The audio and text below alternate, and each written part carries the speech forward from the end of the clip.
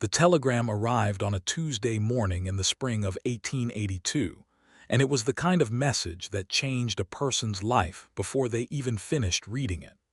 Violet Barrett stood in the cramped post office of Caldwell, Kansas, her fingers pressing the thin paper so hard that her knuckles had gone white. Around her, the ordinary world continued its business. A wagon creaking past the open doorway, the postmaster shuffling through a stack of envelopes, a dog sniffing at the base of the wooden counter. But Violet felt as though she had been lifted clean out of that ordinary world and set down somewhere far more precarious. The telegram was from her brother Thomas, who lived in Santa Fe, New Mexico Territory. It read simply, "Come immediately. Father is dying and has left everything to you. The house, the land, the cattle. Thomas." Violet read the words 3 times. She had not spoken to her father, Elias Barrett, in 4 years. The silence between them had been his doing, not hers. When she had refused to marry the man he had chosen for her, a cattle baron named Gerald Holt, who was 30 years her senior, and had a reputation for cruelty that stretched from one end of the territory to the other, Elias had told her she was no longer his daughter. She had been 22 then, and stubborn enough to walk out of that house in Santa Fe with nothing but a carpetbag and enough money to buy a train ticket to Caldwell, where a school had been advertising for a teacher. Now she was 26, and her father was dying, and apparently his conscience had gotten the better of him in his final hours. She folded the telegram carefully and placed it in the pocket of her green wool dress. Then she walked directly to the marshal's office. The marshal's office in Caldwell occupied a narrow building wedged between the hardware store and the land deed registry. It smelled of gun oil, coffee, and old wood, and it was presided over by Deputy Hank Reeves, who was 40 years old and built like a grain silo. But it was not Deputy Reeves that Violet needed to see. She needed Marshal Marshall Townsend. Marshal Townsend was 29 years old, broad-shouldered, and possessed of a quality of stillness that Violet had always found both reassuring and quietly infuriating. He was not a talkative man.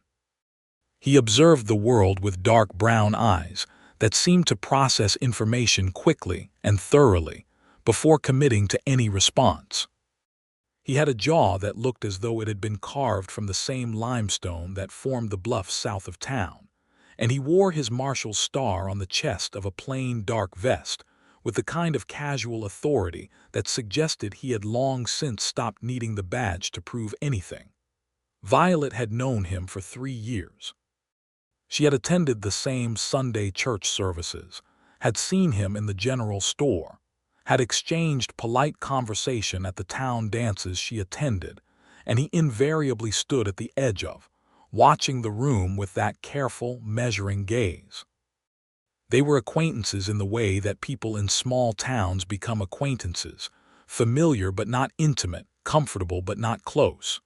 She pushed open the door without knocking, which was something she knew would cost her a point in whatever invisible accounting system Marshal Townsend kept running in the back of his mind about proper decorum. He was at his desk, writing in a ledger. He looked up without surprise, set down his pen, and waited. "I need an escort," Violet said, stepping fully inside and closing the door behind her. "To Santa Fe." Marshall leaned back in his chair. "Sit down, Miss Barrett." "I would rather stand. I am in something of a hurry." "Sit down," he said again, and there was something in his tone that was not unkind but was unmistakably firm. "Tell me what has happened." Violet sat. She told him about the telegram, about her father, about the property. She told him about the road between Caldwell and Santa Fe, which covered nearly 500 miles through the Cherokee Outlet, across the Cimarron country, through the edge of the Oklahoma Territory, and down into New Mexico, 500 miles of open country where bandits operated with considerable freedom, and where a woman traveling alone would be vulnerable in ways that no amount of personal courage could fully offset. She did not tell him about Gerald Holt. Not yet. Marshall listened with his hands flat on the desk in front of him. When she finished, he was quiet for a moment. Outside, a horse went past at a trot, and somewhere down the street a blacksmith's hammer rang against an anvil. "I can take you as far as the state line," he said.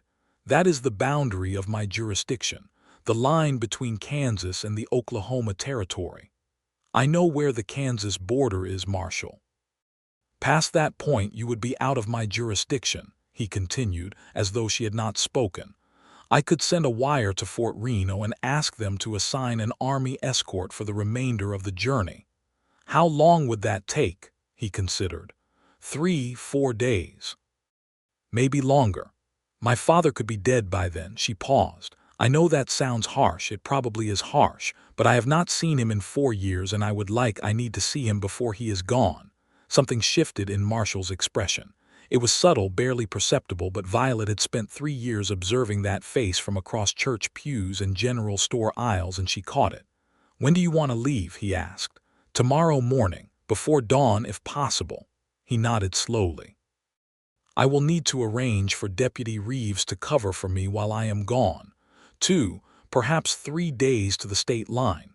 After that I will manage," Violet said. She stood, shook out her skirts, and headed for the door. Then she stopped and turned back. It occurred to her that she was asking a great deal of this man, that she was pulling him away from his duties and his life because of a crisis that was entirely her own. "Marshal Townsend," she said. "Thank you." He was already reaching for his pen.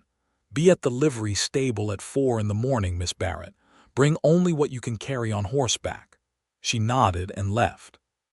That night, Violet sat at the small table in her rented room above the milliner's shop and wrote 2 letters. One to the school board, explaining that a family emergency would require her absence for an indeterminate period, and one to her brother Thomas, telling him she was coming. She packed her carpetbag with careful economy. 2 dresses, undergarments, a hairbrush, her Bible, the small folding knife she had carried since leaving Santa Fe, a photograph of her mother who had died when Violet was 8, and $40 in coin that represented most of her savings. She did not sleep much. She lay on top of the quilt and listened to the wind move through the new spring leaves outside her window and tried to prepare herself for whatever waited for her in Santa Fe. She thought about her father's voice, the way it had sounded when he told her to leave. She thought about the house, the long adobe walls and the courtyard with the fig tree. She thought about Thomas, who had stayed, who had made his peace with Elias Barrett in ways that Violet had never quite managed. And she thought briefly about Marshal Townsend. About the way he had looked at her when she told him the time was critical. About the quality of care in that brief shift of expression. Then she put that thought away and closed her eyes and waited for morning. The livery stable at 4 in the morning smelled of hay and horse, and the cold, clean darkness that belongs specifically to the hour before any reasonable person considers themselves awake. Violet arrived with her carpetbag, wearing her riding clothes, a split skirt of dark brown canvas, a white linen blouse, a brown wool jacket, and her good boots, which were barely 2 years old and had held up well. Marshall was already there. He had 2 horses saddled and ready. His own bay gelding, a sturdy animal named Biscuit that Violet had seen him ride many times, and a chestnut mare that she recognized as belonging to the livery. He was loading 2 saddlebags with supplies: dried beef, hardtack, a canvas-wrapped parcel that she guessed was cornbread, 2 canteens, a small medical kit. He looked up when she came in. "Good morning, Miss Barrett." "Good morning, Marshall." She looked at the chestnut mare. "Is she reliable?" "Tom Haskell says she is steady on rough ground and does not spook easily. Her name is Ruby." He fastened the last buckle on the saddlebag. "She is also faster than she looks if that becomes necessary." Violet understood what he meant by that. She tied her carpetbag behind the saddle, accepted his brief help in mounting. It was offered matter-of-factly, a cupped hand to boost her up, nothing more, and then they rode out of Caldwell in the dark. The town dissolved behind them like smoke. The prairie opened up ahead, pale and enormous under a sky thick with stars, and Violet felt the particular expansion of spirit that came with leaving the boundaries of familiar places. There was fear in it, yes. But there was also something that felt close to relief. They rode mostly in silence for the first hour. Marshall set a steady pace, not punishing but purposeful. He rode slightly ahead of her and slightly to her left, which she noticed put him between her and the direction from which any threat from the road's edge would most likely come. It was a small thing, deliberate and unspoken, and it meant something to her. When the sky began to lighten in the east, he pulled up and let her come alongside him. "We will reach Medicine Lodge by midday if we keep this pace," he said. "We can rest the horses and eat there." "That suits me." He studied her for a moment. "Are you comfortable on Ruby?" "I grew up on horseback, Marshal. My father ran cattle." He nodded, as though this confirmed something he had already suspected, and touched his heels to Biscuit's flanks. They moved on. The landscape was extraordinary in the early morning light. The Kansas prairie spread in every direction, vast and rolling, the new spring grass a luminous green that deepened as the sun climbed. Hawks turned overhead. Wildflowers appeared in clusters along the track, purple and yellow, and the bright, startling red of Indian paintbrush. The sky was a particular shade of blue that Violet associated with childhood mornings on her father's ranch, the blue of days before anything had gone wrong. She found herself watching Marshal Townsend as they rode. He moved with a rider's ease, fully at home on horseback, his shoulders relaxed, his eyes constantly and efficiently scanning the horizon.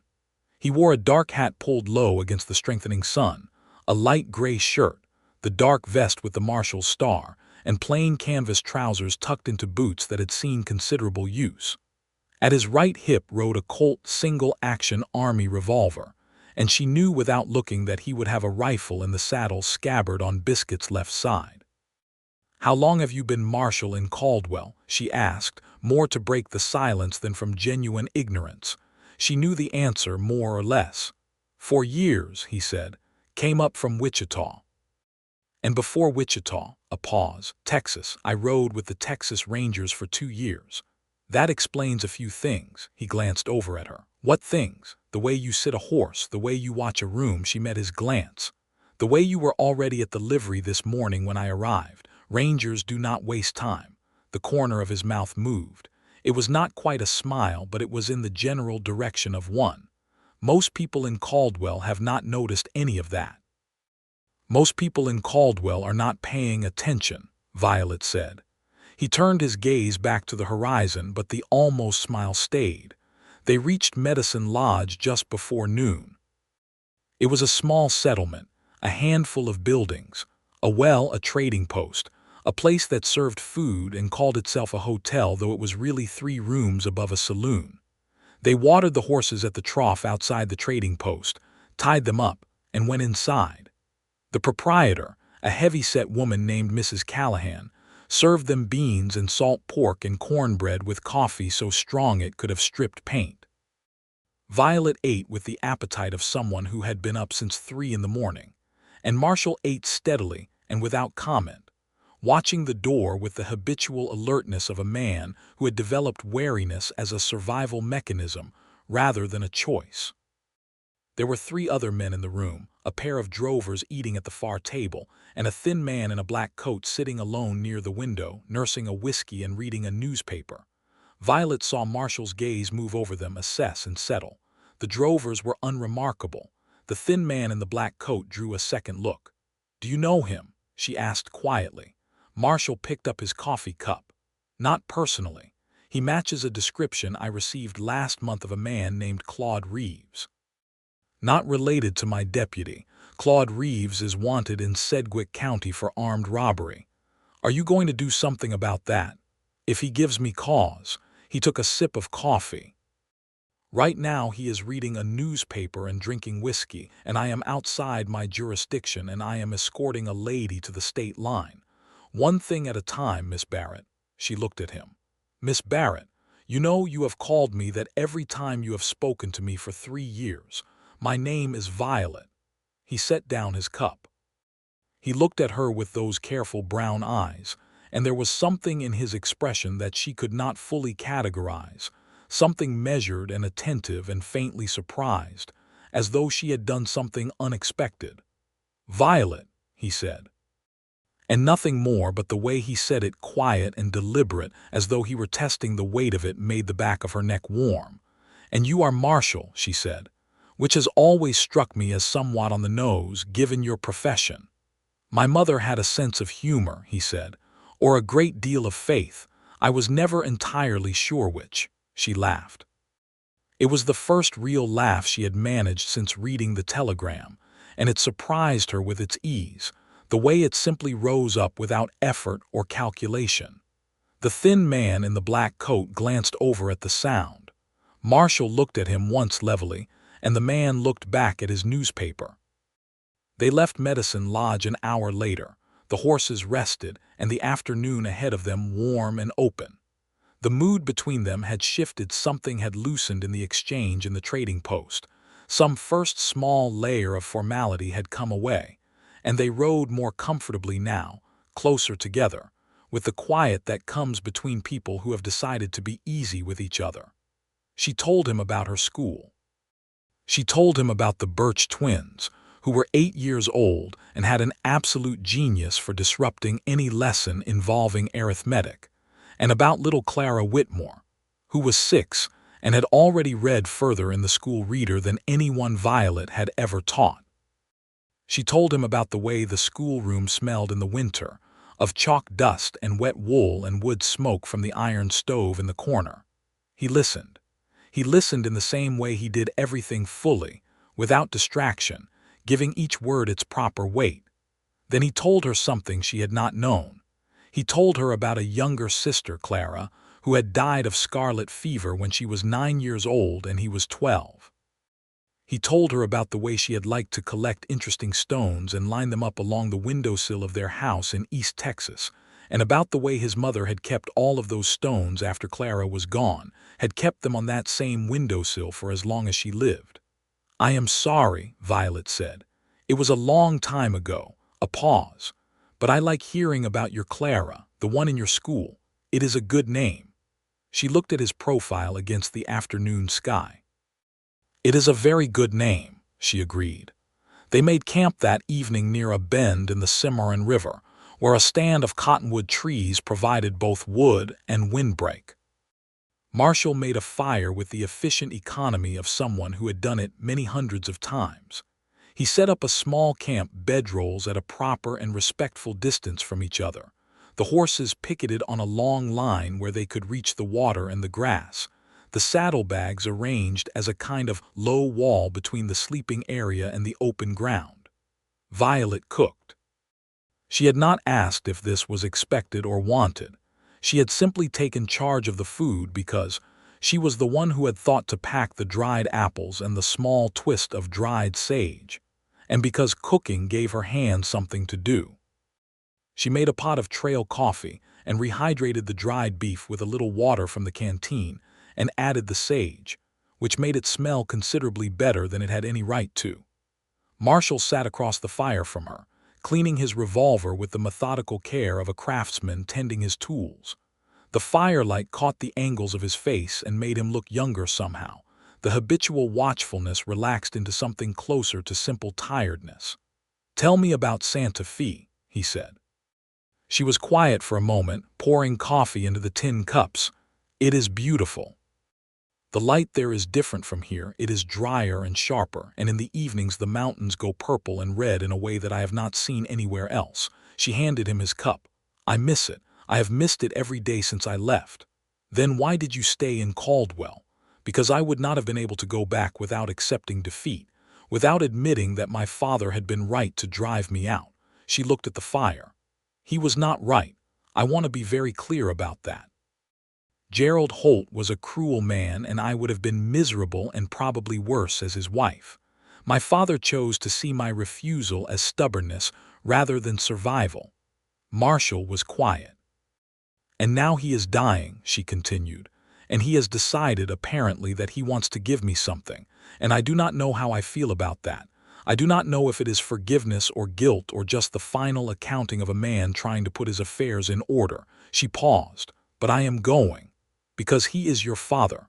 Because he is my father," she agreed. "Whatever else he was." He looked at her across the fire for a long moment. That takes a kind of courage that people do not give enough credit to, he said. She was startled by that, startled and unexpectedly moved. Thank you, she said quietly. They ate. The fire burned low. The cottonwoods rustled in the river wind, and somewhere nearby a night bird was singing its small, clear song into the dark. The Cimarron moved over its shallow stones with a sound like a sustained whisper. Marshall, she said. Not Marshall, but Marshall. He looked up. Why did you agree to this? You could have sent Deputy Reeves. You could have arranged for a different escort. He considered the question with the same seriousness he seemed to apply to all things. I wanted to make sure you got there safely, he said at last. It was a simple answer. It was also not quite all of the answer, and they both knew it. But he did not elaborate, and she did not press, and the night settled comfortably around them. She fell asleep listening to the river, and thinking that she could not remember the last time she had felt this safe in the presence of another person. The second day brought complications. They had been riding for perhaps 3 hours, pushing south toward the Kansas-Oklahoma border, when Violet noticed that Marshall had grown quiet in a different way than his usual companionable silence. He was scanning the landscape behind them with a frequency and intensity that told her something was wrong. How long? She asked. He did not ask what she meant. Since before we left camp, 3 riders. They are hanging back far enough to stay out of clear sight, but not far enough. She resisted the urge to look behind her. Claude Reeves from Medicine Lodge, possibly. He had 2 men with him at a table in the back of the saloon. I noticed them when we left. He paused. I should have been more careful. You were careful. You noticed them. I noticed them too late. There was genuine irritation in his voice, directed entirely at himself. She thought about this. What are our options? He studied the terrain ahead. The land had changed as they moved south, the rolling Kansas prairie giving way to flatter, drier ground, with scattered scrub oak and cedar and the occasional red rock outcropping. Good cover for people who wanted it. There is a trading post run by a man named Charlie Bent about 4 miles ahead, Marshall said. Charlie is a former deputy and I trust him. If we can reach it ahead of those 3, we will have a defensible position and a witness. Then let us go faster, Violet said, and touched her heels to Ruby's sides. They went faster. The trading post materialized out of the scrub like a rumor made solid, a low adobe building, a pole corral, a covered well, a sign that said Bentes Goods in faded paint. A heavy-set man with a gray beard and a shotgun cradled in the crook of his arm appeared in the doorway as they rode up, and his expression shifted from wariness to recognition. Townsend, he said. Charlie. Marshall was already swinging down from Biscuit. I have a lady with me and 3 uninvited followers. Do you have room? Always have room for a marshal and uninvited trouble, Charlie Bent said, and stood aside. Inside, the trading post was cool and dim, stocked with the kind of supplies that served travelers and ranchers in this middle country: flour, salt, coffee, rope, ammunition, a selection of canned goods. Charlie's wife, a quiet Apache woman named Nita, appeared from a back room and looked at Violet with calm, measuring eyes. Come, Nita said, and took Violet's arm with a gentleness that was completely at odds with the urgency of the situation, and led her to a chair and pressed a tin cup of water into her hands. Violet drank. Her heart was beating faster than she wanted to admit. Marshall and Charlie positioned themselves at the 2 windows that faced the approach. They did not have to wait long. The 3 riders came up slowly, which was more unsettling than if they had come in fast. They stopped about 50 yards out, and the one in the front, the thin man in the black coat from Medicine Lodge, called out in a voice that carried easily in the still air. Marshall, we do not want any trouble. We are just looking for the woman. Ride on, Marshall called back. His voice was completely steady. She is carrying property that belongs to us. Documents signed by her father in favor of Gerald Holt. We have been sent to retrieve them. Violet's breath caught. Gerald Holt. Of course. Of course her father's past would find her on the road. She said, loudly enough to be heard, I am carrying no such documents, and Gerald Holt has no claim on anything belonging to Elias Barrett. A pause from outside. Then, Mr. Holt has a letter from the Barrett family. There is no such letter, Violet said. And even if there were, it would be obtained under duress or forgery. I am Elias Barrett's only daughter and his legitimate heir, and if Gerald Holt wants to dispute that, he can do it in a court of law. Another pause. Then the man in the black coat exchanged words with his companions. Marshall spoke quietly without turning from the window. Well said. Charlie Bent made a sound that might have been a laugh, quietly suppressed. After a long moment, the three riders turned their horses and rode away south at a pace that was just short of a retreat. They disappeared into the scrub, and the stillness of the afternoon settled back in around the trading post. Marshall stayed at the window for another full minute before he turned around. Gerald Holt, he said. My father's chosen candidate for my husband, Violet said. She set down the tin cup. Her hands were not quite steady. I refused, 4 years ago. Apparently he has not entirely given up the idea, though I cannot imagine what he thinks forcing me to accompany him would accomplish. Power, Marshall said simply, and the land. If your father has left everything to you, and if Holt can establish some legal connection to you, he stopped. How much land are we talking about, Violet? 1,200 acres outside Santa Fe, she said.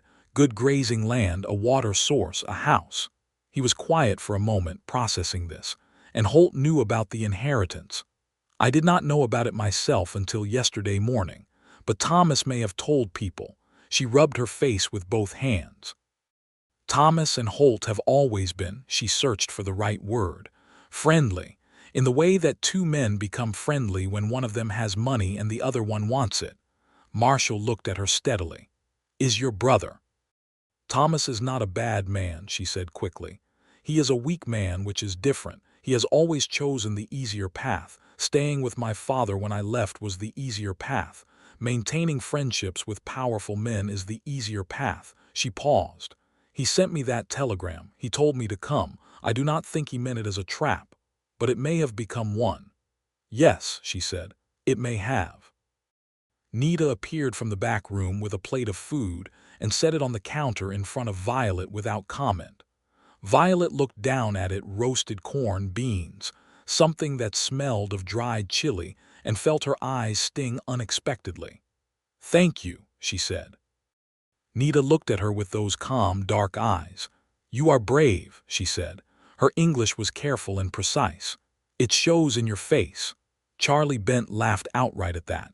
Nita does not say that to many people, Marshall. About 2 in the last 10 years that I can recall. Marshall was watching Violet. When she looked up at him, she found his expression had shifted into something open and warm in a way that she had not seen from him before. Not the almost smile of the day before, but something deeper and more unguarded. She is right, he said simply. They stayed at Bent's trading post for 2 hours, until Charlie was satisfied that the 3 riders had continued south and were not circling back. He loaned them a better sense of the terrain south of the border, drew a rough map with a stub of pencil on the back of a flour sack, and pointed out 2 places between the Kansas line and Fort Reno where travelers sometimes ran into trouble. When they left, the afternoon was well advanced, the sun tilting toward the west and throwing long gold shadows across the scrub. We will reach the state line tomorrow morning, Marshall said as they rode. The Kansas-Oklahoma border. There is a way station there, a relay point for the Kishom Trail cattle drives. The man who runs it, Pete Alderman, is trustworthy. He will know who to contact about an Army escort. Yes, Violet said. You mentioned the Army escort before. 3-4 days, he said. I know it is too slow. She looked at the horizon. The light was extraordinary, burnished and deep, the kind of late afternoon that made even flat scrubland look like something worth painting. She thought about her father, about the slow country between here and Santa Fe, about the 3 riders who had backed off but had not necessarily given up. What would it mean for you to cross that line? She asked. He did not answer immediately. He rode with his eyes on the middle distance, that habitual scanning gaze, but she thought she could see him turning the question over carefully. Legally, my jurisdiction ends at the Kansas border, he said.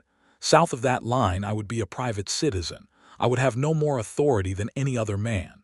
And practically, another pause. Practically, I would still have my gun and my horse and 4 years of experience keeping people alive in difficult country. Marshall. He looked at her. I am not going to ask you to cross it, she said. I want to be clear about that. You have already gone far beyond what was required. You have kept me safe and you have been, she stopped, trying to find the right word. You have been genuinely kind. I am not going to ask for more than that. He held her gaze for a long moment. The late light caught the angles of his face, the dark eyes, the careful mouth. Around them the prairie hummed and whispered in the wind. You are not asking, he said. But what if I want to go anyway? The warmth that moved through her then was not quite a surprise. She had felt it building for 2 days in the firelight and the riverside dark, in the way he listened, and the way he said her name. But hearing it said plainly, even obliquely, still made her breath catch. Then I would say that you ought to think carefully about what you are giving up, she said quietly.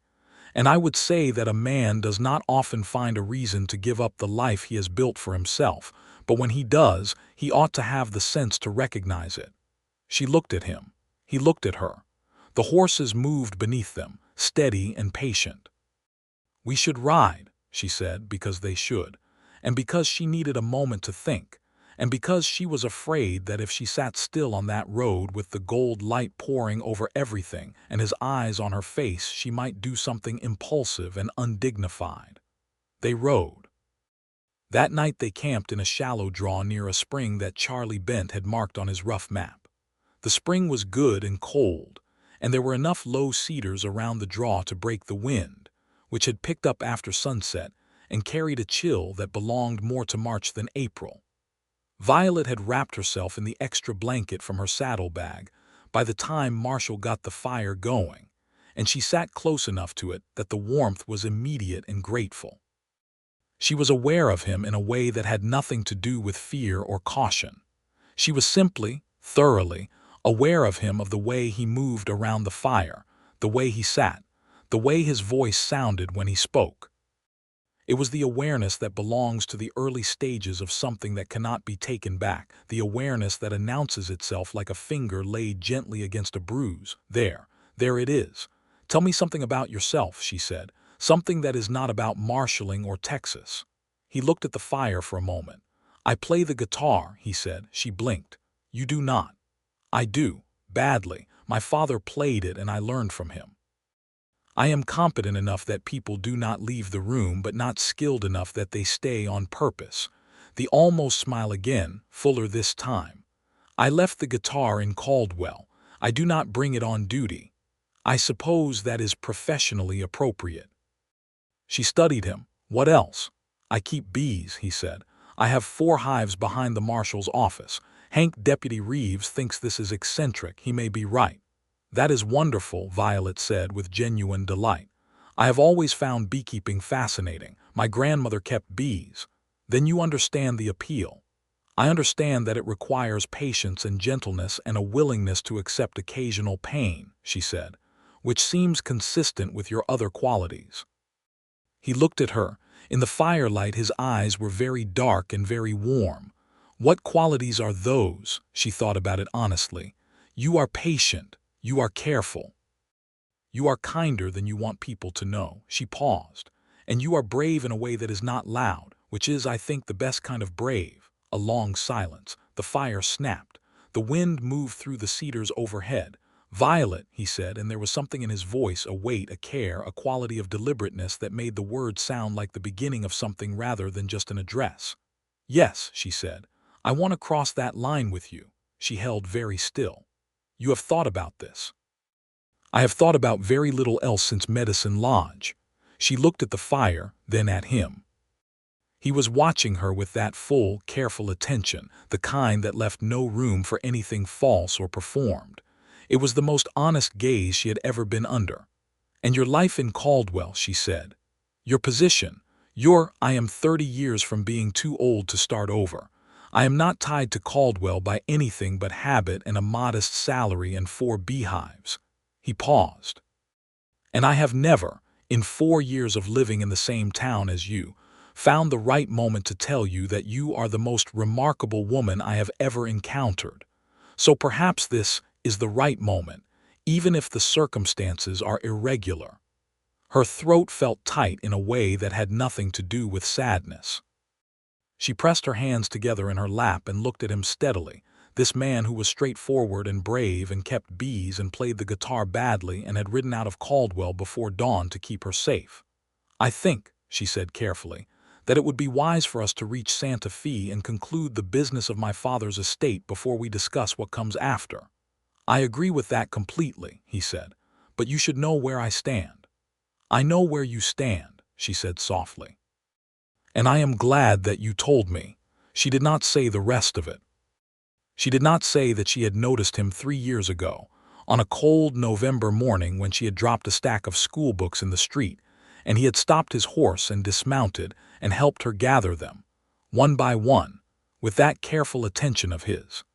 She did not say that she had thought about him more often than was entirely appropriate for a woman who had told herself she was done with the complications of affection. She did not say it yet. But she held it, the warmth of it, like a coal cupped in both hands against the cold. She slept well that night, for the first time since the telegram. The Kansas-Oklahoma border in the year 1882 was not marked by any dramatic physical feature. There was no wall, no river, no sudden change in the landscape to announce that a person had moved from one legal territory into another. There was a way station, a low building of sod and rough-cut timber, a pole corral, a weathered post with a board nailed to it that read Oklahoma TER. And that was all. Pete Alderman was a lean, sun-darkened man of about 50 with one arm, the left one, he explained matter-of-factly, had been lost to a Comanche arrow in 1866, during the last years of the long war for the southern plains that had finally and unjustly ended with the forced removal of the Comanche people to reservations. He said this with neither self-pity nor false cheer, simply as a fact of his history, the way a man might report having once visited a particular town. He fed them breakfast, biscuits, salt pork, genuine coffee, and listened while Marshall explained the situation. The woman traveling to Santa Fe, the 3 riders from Medicine Lodge, Gerald Holt's name. Pete Alderman's eyebrows went up at Holt's name. Gerald Holt of the Holt Cattle Company, man who runs about 8,000 head south of Albuquerque. "The same," Violet said. Pete Alderman shook his head slowly. "Miss Barrett, that man has more political friends in the territory than Carter's got liver pills. If he is after your father's property, then I need to reach Santa Fe before his lawyers do," she said. "And before my father dies, if there is still time." Pete looked at Marshall. Marshall looked at Pete. Something passed between them, the wordless communication of men who have understood a great deal about the nature of trouble. "I can wire Fort Reno," Pete said. "But the fastest they could get a patrol to you would be 48 hours. 2 days, Violet said. "At best." She looked at Marshall. He looked at her. She thought about what he had said by the fire the night before, "I want to cross that line with you." And she thought about the 1,200 acres and her father and the fig tree in the courtyard and the whole long, complicated weight of the life she had left behind and was now going back to claim. "Marshal Townsend," she said. "The state line is 20 yards behind us." "Yes," he said, "the Oklahoma territory is in front of us." "Yes, your jurisdiction ends at that post with the board on it." "It does." She looked at him fully, openly, the way she had not quite let herself look at him before. "Then whatever you do next, you are doing as yourself, not as a lawman, just as a man." He held her gaze for a long moment. Then he pushed back from the table, stood up, and held out his hand to help her to her feet. "Then let us go," he said, "as ourselves." They rode south past the post with the board nailed to it, and when they cleared it, Marshall reached up and unpinned the marshal's star from his vest. He held it for a moment, looking at it, 4 years of a life, the weight of it no more than a few ounces of tin, and then he tucked it carefully into the breast pocket of his shirt, over his heart, and they rode on. Pete Alderman watched them go from the doorway of his sod building, one arm folded over the place where the other used to be, and said nothing. But later, When he was asked about what he had seen that morning, he said only that he had seen a U.S. Marshal cross the state line and keep riding, and that if he had been 10 years younger and still in possession of both arms, he might have done the same thing. The Oklahoma Territory was drier than Kansas, the sky a deeper, harder blue, the land more given to red clay and scattered rock. They were 2 days from Fort Reno and another 4 or 5 from the New Mexico border, depending on weather and road conditions, and whether Gerald Holt's men made another appearance. They rode all that first day south of the border at a strong, steady pace, watching the horizon behind them and the one ahead in equal measure. The land through the outlet was open enough that anyone following them would be visible from a good distance, and no one appeared. Violet thought that the 3 men from Medicine Lodge had either given up or were taking a different route. Either way, the immediate pressure had eased. They talked more freely now, the last of the formality between them gone. She told him about her years in Caldwell in real detail, the loneliness of the first winter, when she had been so cold and so far from everything she knew that she had sometimes gotten out of bed in the middle of the night and sat by the window just to see the town lights, to remind herself that she was not entirely alone in the world. She told him about the satisfaction of teaching, the particular joy of watching a child who had struggled with letters suddenly unlock the mystery of a whole written word and the expression that crossed their face at that moment, a kind of sunrise. He told her about the Texas Rangers, about the hard nature of that work, the long rides and the camps in rough country, and the particular moral complexity of law enforcement, in a territory where the law itself was often an instrument of injustice toward the people who had lived there longest.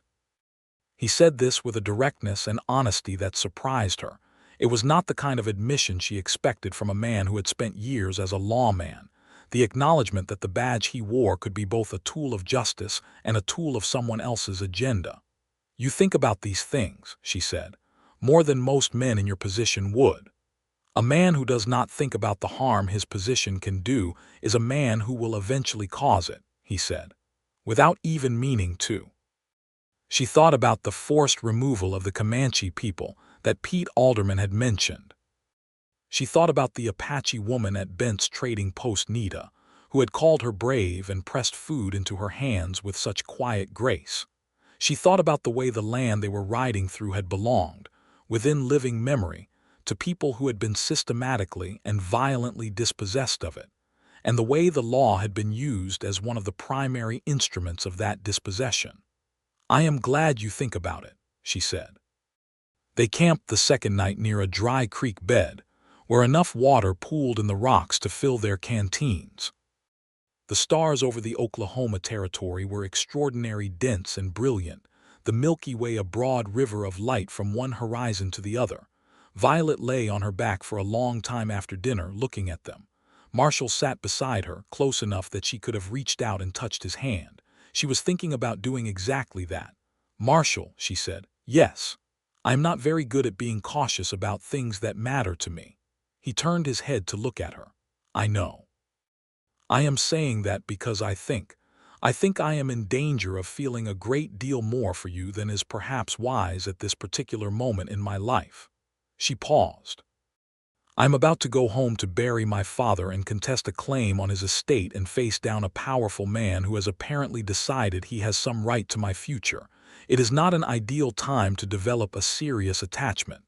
"No," he agreed, "it is not ideal, but I seem to be doing it anyway." A long pause. She was still looking at the stars.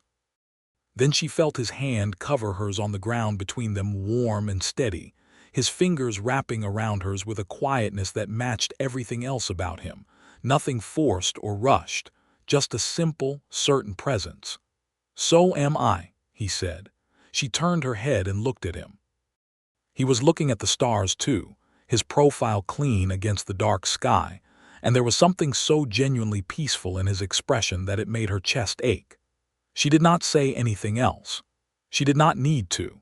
She fell asleep with her hand in his, the stars burning overhead, and for the first time in 4 years she felt like something was moving forward rather than simply standing still. They reached the New Mexico territory on a brilliant morning in early May, crossing the line somewhere in the high, dry country east of Santa Fe.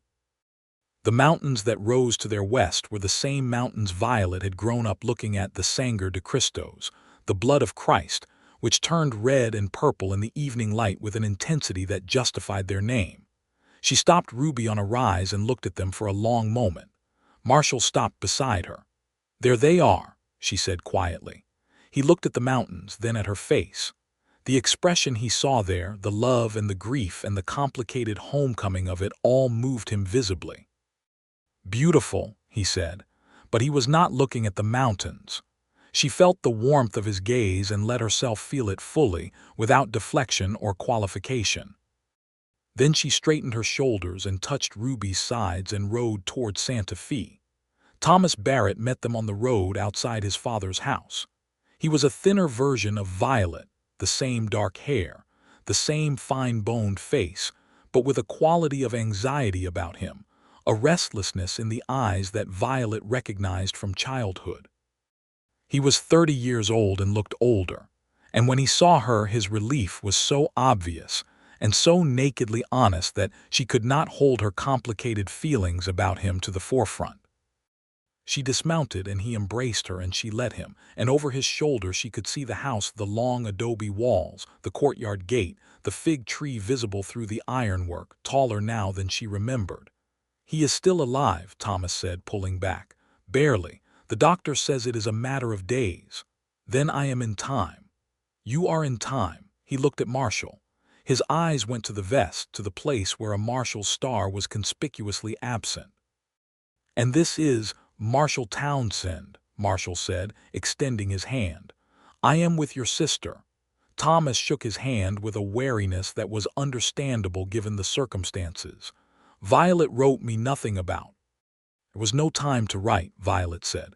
"Thomas, I need to see Father, but first I need to tell you about Gerald Holt." Thomas's face changed. The anxiety became something harder and more specific. "Gerald has been here," Thomas said, 2 days ago with his lawyer, and he brought a document. He claims Father signed it, a deed of transfer, giving him first right of purchase on all of Barrett land in the event of Father's death." Thomas ran a hand through his hair. "I did not know about it." "I would have told you if I had known. The lawyer, the document is either forged or coerced," Violet said flatly. "My father was ill. If Holt brought a document for him to sign while he was in that state, it will not hold up in any court that is not in Holt's pocket." She looked at Marshall.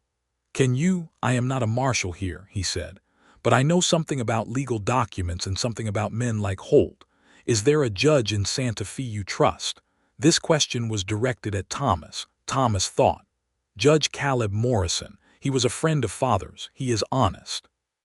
"Then tomorrow morning, first thing, you take me to Judge Morrison," Marshall said, "and we put what we know on the record before Holt's lawyer can move first."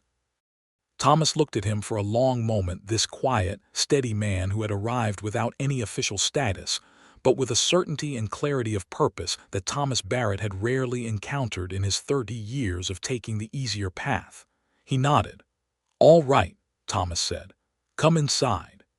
Elias Barrett was dying in the bedroom at the back of the house, in the room with the low window that looked out onto the garden. He was smaller than Violet remembered him. The illness had taken the substance from him, left him thin and pale under the white sheets, his breathing labored and shallow. But his eyes, when they opened, were the same eyes she remembered, dark and sharp and always a little too aware of everything. She sat in the chair by his bed. Marshall stayed in the doorway, a respectful and unobtrusive presence, and Thomas hovered near the window. "Violet," her father said. His voice was rough and thin. "Father." A long silence. He looked at her, really looked at her, with the entirety of whatever time and illness had left him. "You look like your mother," he said. She had heard this her whole life, and it had always meant different things at different times. Tonight it sounded like both a statement of fact and a kind of apology. "Thomas tells me you sent men after me on the road," she said. She was not going to pretend the conversation was only about the gentle things. I did not send anyone after you. His voice was stronger on this. Whatever Holt did, he did on his own. I have not spoken to Gerald Holt in 6 months. A pause. I made a mistake with him. I thought he was a good man with money and I wanted you settled. I was settled, she said. I was teaching school in Caldwell, Kansas. I know, he closed his eyes for a moment. I know I was wrong. The words cost him something. She could see it in the tightening of his face. The land is yours, all of it. I have told the lawyer and I have put it in writing, and if Holt has a document that says otherwise, it is a lie. We will take care of that tomorrow, she said. Good. He opened his eyes again. Are you happy in Kansas? She glanced toward the doorway where Marshall stood.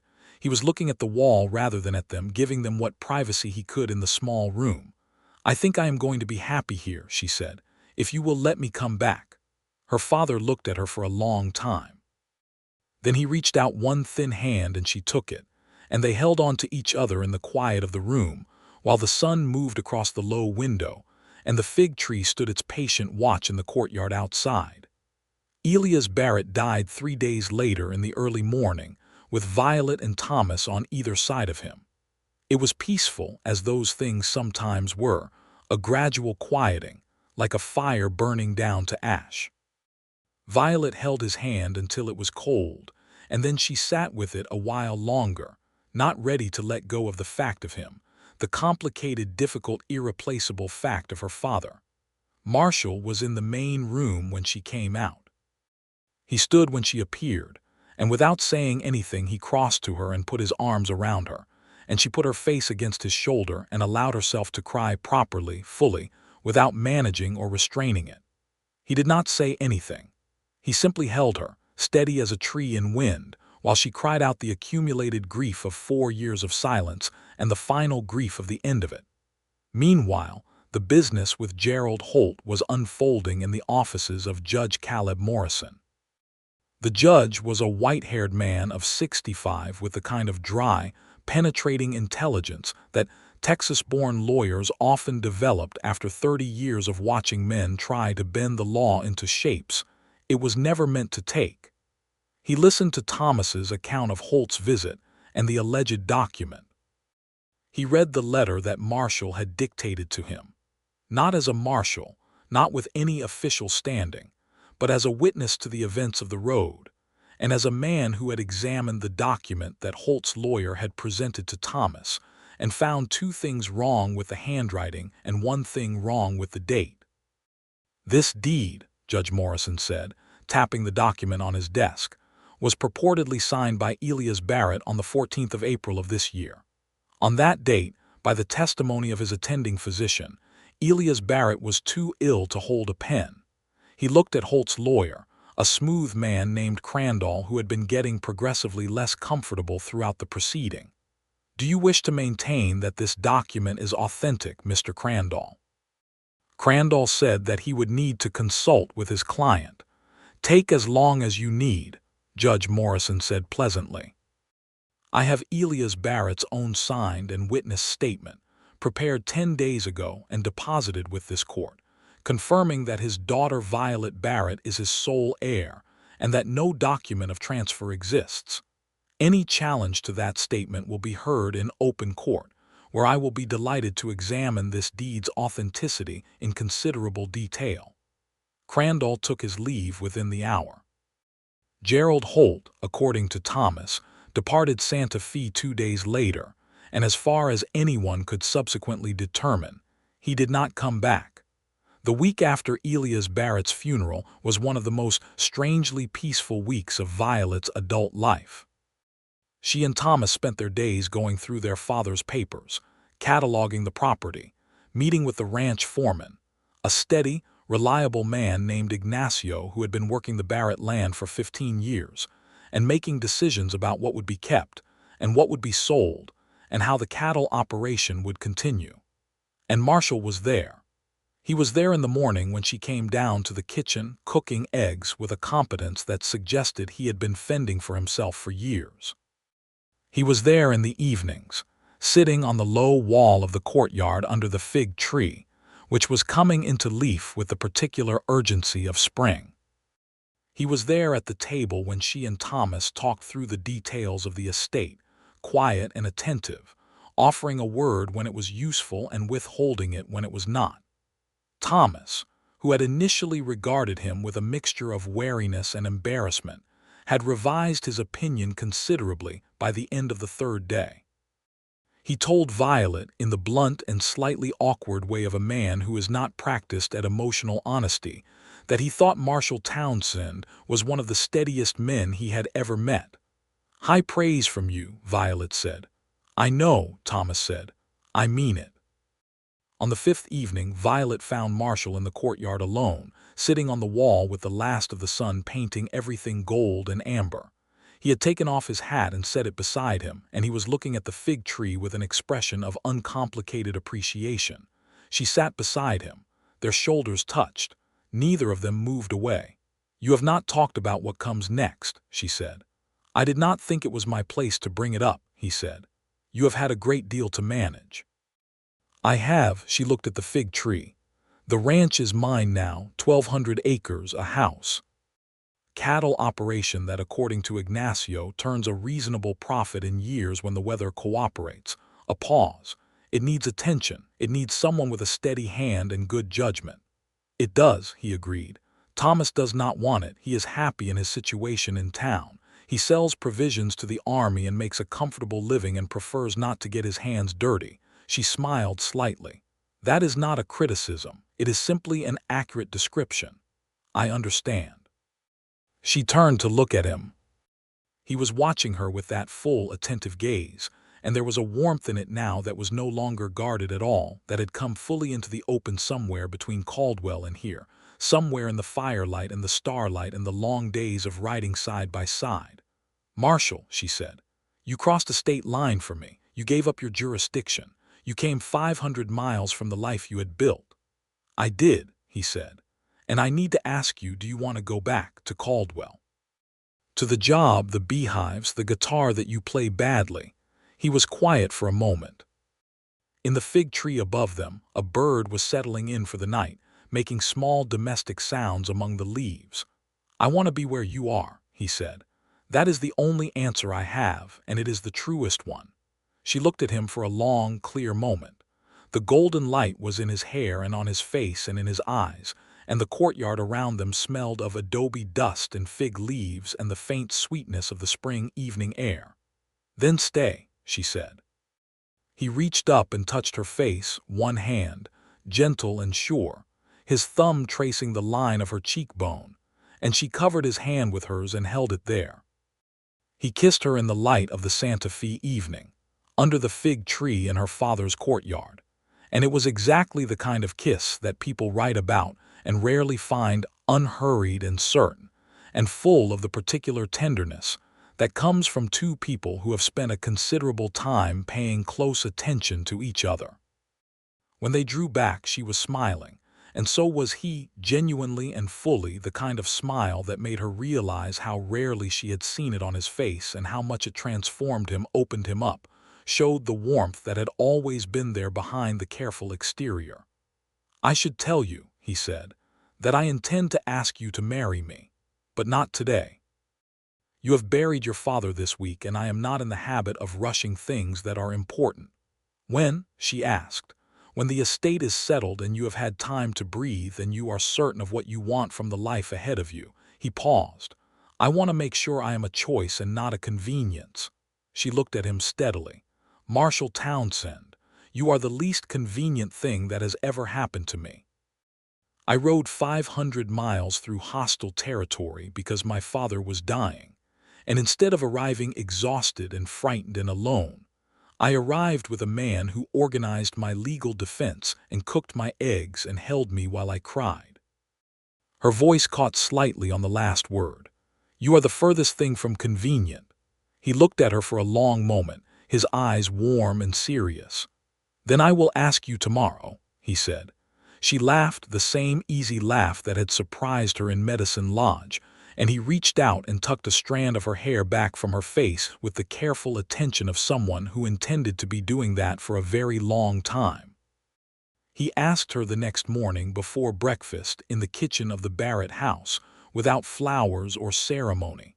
He simply took both of her hands in his and looked at her and said, "Violet Barrett, I would like to spend the rest of my life with you. Will you marry me?" She said yes without hesitation, without calculation, without the careful weighing of options that had governed so many of her choices over the past 4 years. She said yes because it was true, and because it was right, and because she had known it was coming and had been certain of her answer since before the Oklahoma Territory, possibly since before the Cimarron River, possibly, if she was honest with herself, since a cold November morning 3 years ago when he had helped her pick up her school books from a muddy street in Caldwell and handled each one as though it mattered. They were married in Santa Fe 6 weeks later, in the small church 3 blocks from the plaza, with Thomas Barrett standing beside his sister and the foreman Ignacio and his wife among the witnesses. Pete Alderman came down from his way station at the state line, making the journey on horseback because he said he would not have missed it, one arm or no arm.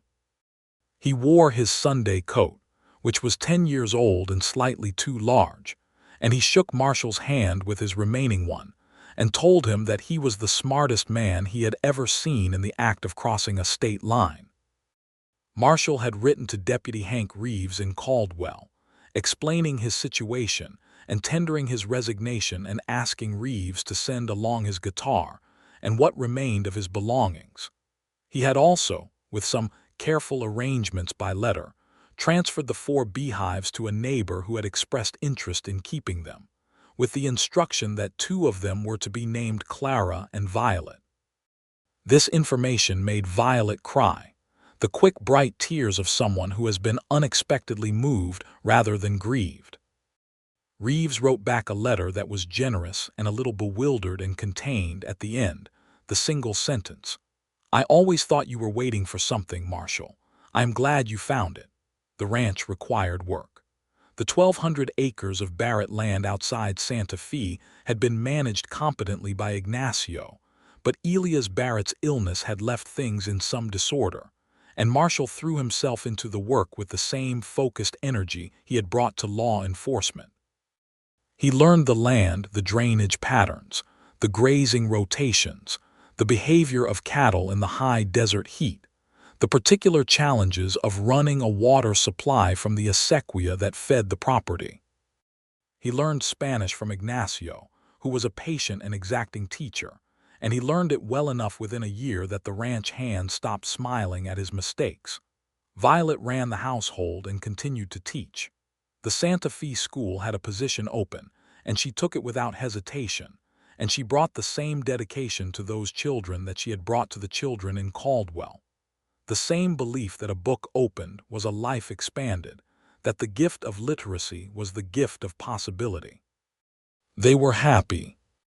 It was not the happiness of people who had forgotten how to struggle. They argued on occasion with the forthright honesty of 2 people who were not afraid of their own voices. They navigated the 1,000 small negotiations of shared life with varying degrees of grace. They had difficult weeks and seasons of worry and the ordinary sorrows that accumulate in any life. But through all of it, the bedrock held. The certainty held. The warmth between them was not diminished by familiarity, but deepened by it, the way a river cuts deeper into its channel over time rather than shallower. In the spring of 1883, almost exactly 1 year after they had ridden out of Caldwell together, Violet told Marshall she was expecting a child. He was standing in the kitchen when she told him, and he was so still for a moment that she was briefly worried she had broken something in him. Then he crossed the room in 3 steps and put his arms around her and held her for a long, wordless moment. "A child," he said, into her hair. "A child," she confirmed. He pulled back and looked at her face, and the expression on his was the most completely unguarded thing she had ever seen, a joy so large and so simple that it seemed to reach back through everything, through the loss of his sister and the hard years in Texas and the careful loneliness of Caldwell, and recontextualize all of it as the path that had led him here, to this kitchen, to this woman, to this news. "Are you well?" he asked. "I am very well. Are you, Marshall?" She took his face in her hands. "I am fine, we are fine, settle down," he laughed, and then she laughed. And in the spring morning of Santa Fe, with the Sangre de Cristo mountain standing red gold against the blue sky, and the fig tree putting out its new leaves in the courtyard, they laughed together in the kitchen of the house that had been her father's and was now their own. Their son was born in November of 1883. They named him Elias James Townsend, Elias for her father, James for Marshall's father who had played the guitar and taught him. Thomas came for the birth, and held his nephew with the careful reverence of a man who had not expected to feel so much about a small person he had only just met. Ignacio's wife, Maria, served as midwife and as a source of calm, unflappable guidance, and after it was over she told Violet that the boy had come into the world fighting, which was a good sign. "Fighting how?" Violet asked. "Loudly," Maria said, with a smile. Eli, as they called him from the start, was loudly opinionated from his first days and showed no sign of moderating this quality as he grew. He had Violet's dark hair and Marshall's brown eyes, and the particular combination of stubborn and curious that made parenting him simultaneously exhausting and endlessly entertaining. He liked horses and dogs and anything involving the outdoors. He liked his father reading to him from the books that lined the shelf in the main room, not just children's books, but the real books, the histories and the adventure stories, and the natural science books that Violet had accumulated over her teaching years. He liked to sit in the kitchen while his mother graded her students' papers and dictate to her what he imagined the papers should say, which she found both maddening and impressive for a 3-year-old. In the spring of 1886, their second child came, a daughter they named Clara, for the sister Marshall had never stopped quietly grieving, and the student Violet had always remembered with particular fondness. Clara Townsend arrived in the world rather more calmly than her brother had, opened her eyes, looked at the faces gathered around her with an expression of serene assessment, and then went immediately to sleep. "She is already judging us," Violet said. "She gets that from you," Marshall said. "Absolutely not. That is entirely you." Thomas, who had ridden out for the occasion and was sitting in the courtyard under the fig tree waiting for news, sent in a bottle of wine from Santa Fe's best mercantile and a note that said, "Congratulations on the population increase. I will endeavor to be a better uncle than I was a brother. Thomas." Violet read this and folded it and kept it, because it was the most emotionally honest thing her brother had ever committed to paper, and she valued it accordingly. Marshall played the guitar for Clara on her first evening in the world badly, as advertised, but with such obvious affection that it did not matter. Eli sat beside his father with enormous solemn attention, listening to the clumsy chords, and then said, with the devastating frankness of a 2-year-old, "Papa, that song is broken." "I know," Marshall said. "I am working on it." He kept working on it. By the time Clara was old enough to request songs, he had improved enough that the requests were genuine rather than polite, which he considered one of his prouder adult achievements. The ranch prospered. The Barrett land, under Marshall's management and Ignacio's experienced guidance, grew from 1,200 acres to 1,500 when a neighboring parcel came available, and they purchased it. The cattle operation expanded carefully, never faster than the land and the water could support. Marshall had the particular competence of a man who had learned to read landscapes for threat and opportunity, and he applied that skill to the land with the same intelligence he had once applied to policing a Kansas cow town. In the spring of 1888, a drought hit the territory and tested them harder than anything had before. The acequia ran low. 3 sections of grazing land went brown and stubborn. Ignacio's youngest son took sick, and they spent 2 terrible weeks not knowing if he would live. He did, finally, with the help of a doctor brought from Santa Fe, and a great deal of Maria's experience with traditional remedies that worked in ways the doctor could not fully explain, but was sensible enough not to dismiss.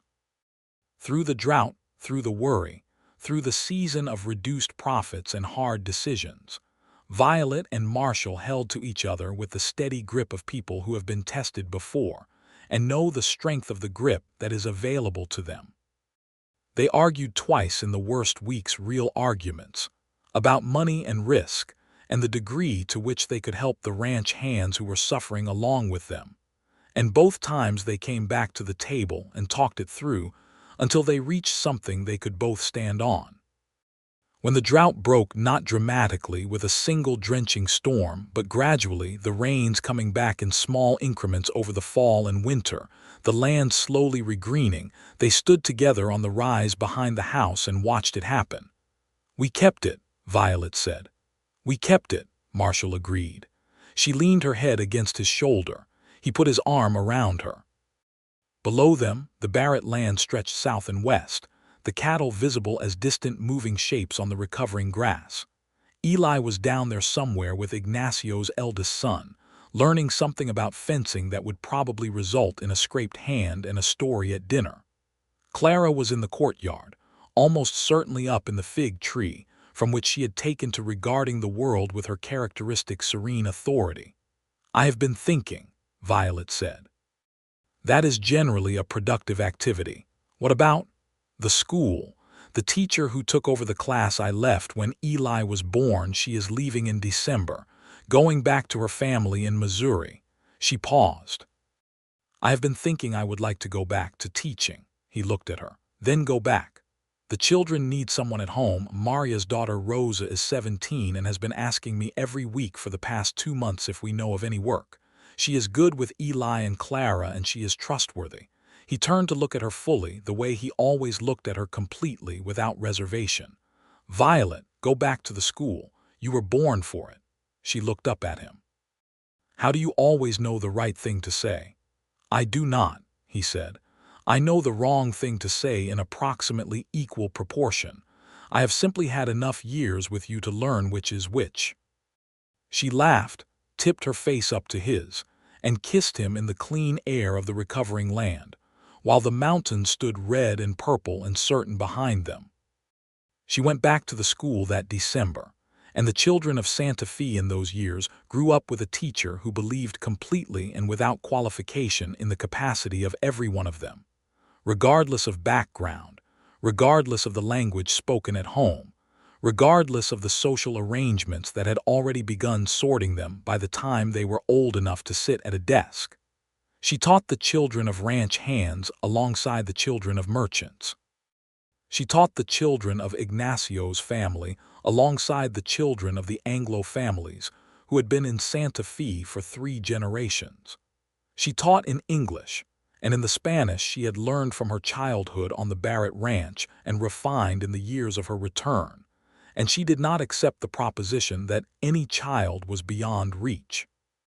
Years later, one of her former students, a boy named Ramon who had come to her class at 10 years old, unable to read a word in any language and who left at 16 bound for a college in Denver, said of her, "She looked at you like you were already everything you were going to become." You could not disappoint her, because she had already decided you were capable. Eli grew tall. He had his father's steadiness and his mother's quick intelligence, and a gift for working with horses that made Ignacio declare him the finest natural horseman he had seen in 30 years. At 15, he could gentle a Greenbroke horse with a patience and intuitive sensitivity that Marshall watched with the quiet pride of a man watching his child surpass him in the things that mattered. Clara grew into exactly the person her first expression had promised: calm, clear-eyed, and possessed of a moral precision that caused her to say uncomfortable truths at dinner with the serene certainty of someone who had not yet learned to be embarrassed by honesty. She wanted to be a lawyer. She said this at 12 years old and continued to say it with increasing specificity as she grew older, citing particular cases and particular injustices that she intended to address. Marshall told her once that the law was imperfect and sometimes cruel. "I know," Clara said. "That is why it needs better lawyers." He looked at her, this daughter of his with Violet's dark hair and his own brown eyes, and a will that seemed to belong entirely to herself, and he felt the particular satisfaction of a man who has had the extraordinary good fortune to have his life turn out to be more than he had any right to expect. Thomas Barrett remained a fixture in their lives, present for birthdays, for crises, for the ordinary Sunday dinners that Violet had made a standing institution at the Barrett house. He never married, a fact that he treated with a kind of cheerful acceptance. He expanded his provisions business and became moderately prosperous, and he was a devoted uncle who brought his nephew and niece books and candy in equal proportion, and told them stories about their mother as a young woman that she invariably described as embellished. "You climbed that fence," Thomas said on one of these occasions, addressing his niece Clara. "Your mother climbed it, age 8, right to the top and stood there waving at father like she had conquered a mountain." "I did not wave," Violet said. "You waved. You waved specifically at father to make sure he knew it was you." Clara looked at her mother with the serene assessment of someone filing away useful information. "That is very interesting," she said. "Gerald Holt left Santa Fe and stayed gone. His claims were thoroughly discredited in Judge Morrison's court, and the broader opinion of the territory's cattle community, once informed of the forged document and the men sent after a woman on the road, did not favor him. He moved his operation eventually to Texas, where he presumably found other arrangements to his satisfaction. He did not resurface in Violet Barrett's life, and she did not spend much time thinking about him. The Marshall star that Marshall had pinned over his heart on the day they crossed the state line lived in a small box on the shelf in the main room of the Barrett house, next to a river stone Violet had picked up at the Cimarron campsite, and a photograph of them taken in Santa Fe in the summer of 1885. Every now and then Marshall took it out and looked at it, not with regret, but with the clarity of a man who understood exactly what he had traded and had not the smallest doubt about the transaction.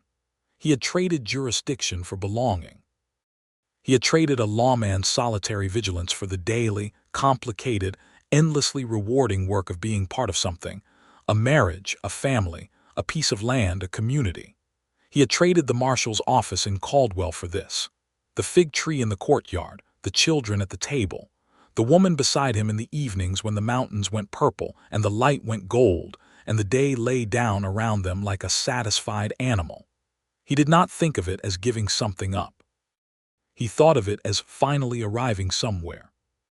On the evening of their 10th wedding anniversary, in the spring of 1892, Marshall sat in the courtyard under the fig tree that had grown considerably in the decades since Violet came home. The children were inside, engaged in whatever they were engaged in. Eli, at 15, was generally occupied with horses or with books, and Clara, at 6, was generally occupied with organizing everything in her vicinity into a more logical arrangement. Thomas had come for the occasion and was holding court in the main room, telling some story that Violet could be heard laughing at from the kitchen. Marshall held his guitar, which he had reclaimed from Caldwell a year after settling in Santa Fe, and which he had continued to practice with the same patient stubbornness he applied to everything. He was not good. He was better than he had been, but the guitar still occasionally produced sounds that justified Eli's childhood description of broken. He played anyway, softly, into the quiet of the evening. Violet came out with 2 cups of coffee and sat beside him on the wall, close enough that their sides touched, and handed him one of the cups. He set down the guitar and took the cup, and they sat together in the courtyard in the comfortable silence of 2 people who have said most of what needs saying and are at ease in the spaces between. 10 years, she said. 10 years, he agreed. She leaned her head against his shoulder. He turned his face and pressed a kiss to her hair, unhurried and certain, the same quality of attention he had always given her, undimmed and undiminished by time. "Do you regret it?" she asked. Not with anxiety, but with the genuine curiosity of someone who wanted the true answer. He did not hesitate. "I regret that I let 4 years go by in Caldwell without telling you what I thought of you." Everything after that, no, not a moment of it. She was quiet for a moment. Above them the fig tree was in full leaf, the branches dense and dark against the early evening sky. Somewhere in the house, Clara had apparently reorganized something to her satisfaction and was announcing this fact to Thomas, whose response was audible as a warm and indulgent laugh. "I think we should get more beehives," Violet said. He looked at her. "You want bees?" "I have always wanted bees. My grandmother had bees, and I have wanted bees my entire adult life. And now I have land and a courtyard and a husband who knows how to keep them. And I think it is time." He looked at her for a moment with those warm, dark, careful eyes, and then he smiled fully, genuinely, the smile that she had learned to read as the outermost expression of the happiness that ran deep and steady through everything he was. "Then we will get bees," he said. They got bees the following spring. 6 hives, arranged along the south wall of the courtyard where the morning sun would warm them early and the fig tree would give them foraging access. Clara named each hive with grave seriousness and considerable deliberation. Eli, who had initially been skeptical, became fascinated, and within a month was tending them alongside his father with the same careful attention that Marshall brought to all things. The honey from those Barrett land bees was, by common agreement of everyone who tasted it, extraordinary dark and complex, and sweet with the flavor of the high desert flowers that grew along the acequia and the hillside above the ranch. Violet used it in the kitchen and gave it as gifts and sometimes simply sat in the courtyard in the morning, with a piece of bread spread with fresh honey and the mountains in front of her, and the sound of her children and her husband and the patient industry of the bees, and felt the full, unhurried weight of a life that had become, against all the odds of its middle chapters, exactly what she wanted it to be. The year 1893 brought a third child, a surprise and a joy, arriving when Violet was 37 and Marshall was 40, and they had both quietly assumed that chapter was closed. She was a girl, small and dark-haired and fierce, born on a bright October morning with such evident determination to be in the world that Maria declared she had never seen a baby arrive with such a clear sense of purpose. They named her Rose. Marshall held Rose for the first time and looked at her with the same expression that had crossed his face when Eli was born, that complete, undisguised joy, the emotion too large for the careful exterior to contain. He sat in the chair by the window with the baby against his chest and looked at Violet with eyes that said, clearly and without words, everything that a man who was not practiced at speech could still manage to communicate when it mattered most. She looked back at him from the bed, tired and whole and full of the particular peace that comes after the hard thing is done and the good thing is here. "Rose," she said. "Rose," he agreed.